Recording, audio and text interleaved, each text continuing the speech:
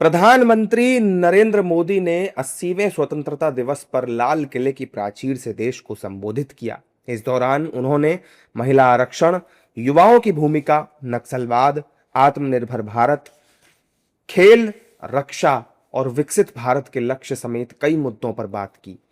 करीब अपने 75 मिनट के संबोधन में पीएम मोदी ने कहा कि भारत को अब छोटे सपनों से आगे बढ़कर बड़े लक्ष्य तय करने होंगे और 2047 तक विकसित राष्ट्र बनने के संकल्प को पूरा करना होगा। प्रधानमंत्री मोदी ने लोकसभा और विधानसभाओं में महिला आरक्षण लागू करने के लिए सभी राजनीतिक दलों से सहयोग भी मांगा। पीएम मोदी ने कहा कि महिला आरक्षण को अब राजनीतिक विवाद का मुद्दा नहीं बनाया जाना चाहिए। हमने पार्लियामेंट में नारी शक्ति वंदन अधिनियम पारित किया था, लेकिन किसी न किसी कारण से राजनीति के अखाड़े में पिछले 40 साल से ये सपना हमेशा राजनीतिक अखाड़े का शिकार हो गया है।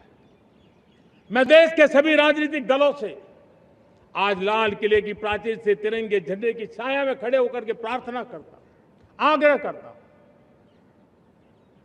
आइए उन महिलाओं के सामर्थ्य के पुजारी बनिए, उन महिलाओं के सम्मान में आगे आइए और जल्द से जल्द हमारी माताओं बहनों को 33% विधानसभा और लोकसभा में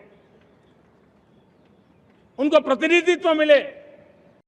पीएम मोदी द्वारा महिला आरक्षण वाले बयान पर अब सियासी बयानबाजी भी तेज हो गई है। विपक्ष ने पीएम मोदी के बयान पर पलटवार करते हुए कहा कि महिला आरक्षण बिल की आड़ में वो परिसीमन बिल लाना चाहते हैं।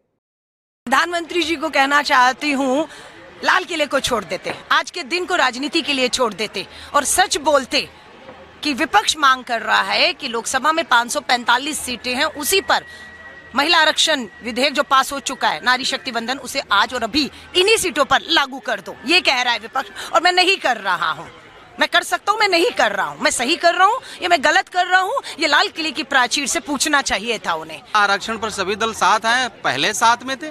2023 का आप देख लीजिए, सदन में सर्वसम्मति से महिला आरक्षण बिल पास हुआ। हम महिलाओं के सम्मान में तो कांग्रेस पार्टी हमेशा मैदान में और हम आगे हैं, लेकिन ये बार बार क्यों इस प्रकार का बात देते हैं, कहते हैं, बयान देते हैं, समझ में नहीं आता इसके पीछे कारण क्या है। महिलाओं को सम्मान दीजिए ना, कब दीजिएगा मोदी जी? आज बात है, हमने कब कहा है कि औरतों को रिजर्वेशन ना मिले? ये सोनिया गांधी जी ने इसकी पहलकदमी की थी और वुमेन रिजर्वेशन बिल के ऊपर मोहर लग चुकी है। ये पार्लियामेंट में सर्वसम्मति के साथ पारित हो चुका है। अब देरी किस बात की है?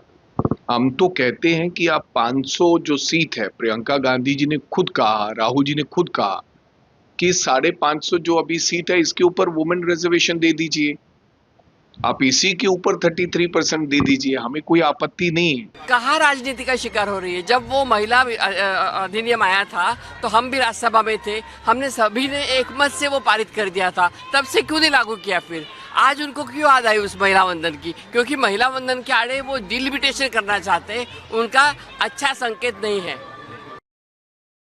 वहीं दूसरी ओर बीजेपी नेताओं ने पीएम मोदी की अपील का समर्थन किया है। बीजेपी का कहना है कि पीएम मोदी ने तो बिल्कुल सही कहा है, लेकिन विपक्ष अपनी ओछी राजनीति का परिचय दे रहा है। प्रधानमंत्री जी का भाषण पूरे कंपोजिट भाषण है। महिलाओं की भी चर्चा करी, किस प्रकार से महिला आरक्षण विपक्ष रोक रहा है। हम चाहते हैं कि महिलाओं को आरक्षण मिले। आज इस प्रकार से हिंदुस्तान के अंदर सबसे ज्यादा अगर कोई कमर्शियल पायलट है तो महिला है, इसका भी जिक्र किया। और साथ ही साथ में मातृशक्ति का विधायी कार्यों में प्रत्यक्ष योगदान बढ़े, वुमेन लेड डेवलपमेंट की दिशा में हम सब आगे बढ़ें, इस दृष्टिकोण से उन्होंने सभी पार्टियों को उस बड़े रिफॉर्म, बड़े निर्णय में साथ आने के लिए आह्वान किया है। उन सबको भी उसके लिए उन्होंने निवेदन किया है। 80वें स्वतंत्रता दिवस पर लाल किले से प्रधानमंत्री नरेंद्र मोदी ने देश के भविष्य का रोड मैप रखा। अपने संबोधन में उन्होंने महिला आरक्षण, युवाओं की भूमिका, नक्सलवाद, रक्षा, आत्मनिर्भरता, मुफ्त ऑनलाइन कोचिंग और 2047 तक विकसित भारत के लक्ष्य पर जोर देते हुए कई संदेश दिए।